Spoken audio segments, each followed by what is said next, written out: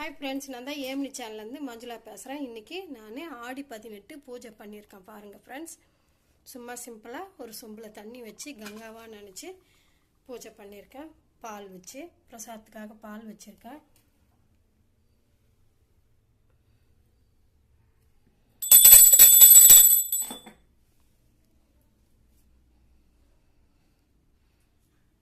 இந்த வீடியோ பிடிச்சிருந்தா லைக் பண்ணுங்க, ஷேர் பண்ணுங்க, சப்ஸ்கிரைப் பண்ணுங்க. सिंपलाना आड़ी 18 पूजा गंगा देविये पोट्री गंगा देविये पोट्री गंगा देविये पोट्री गंगा देविये पोट्री गंगा देविये पोट्री